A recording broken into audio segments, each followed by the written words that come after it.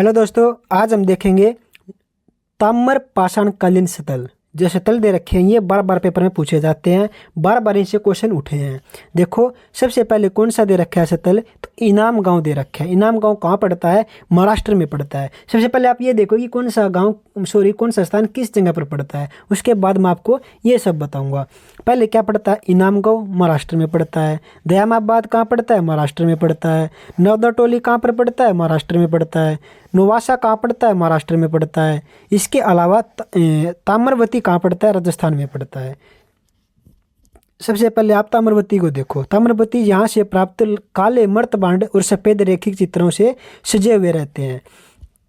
यहाँ से हमें क्या मिलता है? यहाँ पर काले जो मर्तबांड हैं वो सफ़ेद रेखी चित्रों से सजे रहते हैं। यहाँ के जो लोग हैं वो क्या करते हैं? मर्तबांड पर सफ़ेद जो कलर होता है उसके साथ उनको रेखांकित करते हैं, उनके ऊपर कुछ डिज़ाइन बनाते हैं। याद रखना कहाँ पर बनाते हैं? ये ताम्रवती राजस्थान में बनाते हैं। किसके ऊपर? एक मर्तबांडों के ऊपर, जो बर्तन होते हैं उनके ऊपर।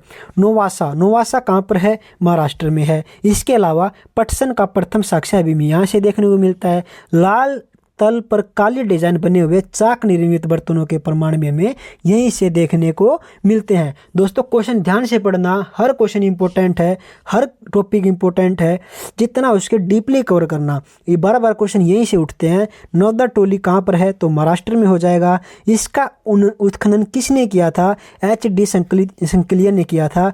और इसके अलावा यहाँ से क्या देखने को मिले हैं? चित्रित काले मर्तबांड के प्रमाण में हमें इसे देखने को भी मिले हैं। इसके अलावा दयामाबाद कहाँ पड़ता है? महाराष्ट्र में पड़ता है। और कलश स्वादान तथा कलश के घरों के जो फर्श थे उनके नीचे रखने का प्रमाण मिला है। और सबसे बड़ा ताम्र पाषाणकालीन शतल कौन सा है? तो दयामाबाद हो जाएगा सबसे बड़ा। क्वेश्चन ये आ जाएगा कि सबसे बड़ा ताम्र पाषाणकालीन शतल कौन सा है, तो दयामाबाद लिख देना, दयामाबाद ठीक कर देना, क्वेश्चन आपका ठीक होगा। और दयामाबाद कहाँ पड़ता है? महाराष्ट्र में पड़ता है। इसके अलावा इनाम गाँव कहाँ पड़ता है? इनाम गाँव महाराष्ट्र में पड़ता है। और कच्ची मिट्टी के मकान और गोलाकार गड्ढे वाले मकान के साक्ष्य भी हमें यहीं से प्राप्त होते हैं। क्या प्राप्त होते हैं? एक बार दोबारा देख लो। कच्ची मिट्टी के मकान और गोलाकार गड्ढों के वाले मकान भी साक्ष्य भी हमें यहीं से देखने को मिलते हैं। दोस्तों, याद रखना, क्वेश्चन को भूलना मत।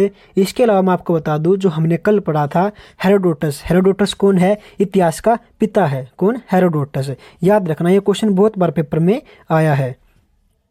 ठीक है। इसके अलावा क्वेश्चन क्या बनता है? इसके अलावा क्वेश्चन बनता है पहिए का जो आविष्कार किया गया था वो किस काल में किया गया था? ये क्वेश्चन भी बहुत बार पेपर में देखने को मिला है। तो नवपाषाण काल में क्या होता है? पहिए का आविष्कार होता है। इसके अलावा क्वेश्चन ये भी आता है कि आग का जो आविष्कार किया गया, खोज की गई, वो किस काल में की गई? तो पूरा पाषाण काल में आग की खोज की गई। इसके अलावा मैं आपको बता दूं, पशुपालन जो था वो, उसका जो पशुपालन शुरू किया गया वो किस काल में किया गया?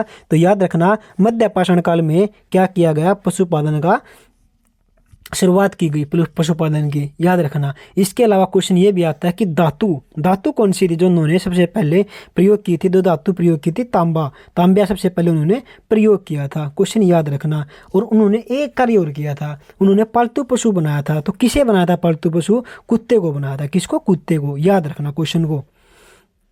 दोस्तों, याद रखना, इनाम गांव कहाँ पड़ता है? महाराष्ट्र में पड़ता है। दयामाबाद कहाँ पड़ता है? महाराष्ट्र में पड़ता है। नवदाटोली कहाँ पड़ता है? तो महाराष्ट्र में पड़ता है। निवासा कहाँ पड़ता है? तो महाराष्ट्र में पड़ता है। ताम्रवती कहाँ पड़ता है? राजस्थान में पड़ता है। दोस्तों, क्वेश्चन गलत नहीं होना चाहिए, कितनी बार भी पढ़ लो, आपके माइंड में सेट होना चाहिए क्वेश्चन, ताकि आप आंसर तक पहुँच जाओ। दोस्तों, इस वीडियो में बस इतना ही। कैसी लगी आपको क्लास? अगला टॉपिक क्या होना चाहिए? अपना रिव्यू जरूर देना, अपना टॉपिक जरूर बताना क्लास में, ताकि अगली वीडियो उस टॉपिक के ऊपर मैं आपको दे सकूँ।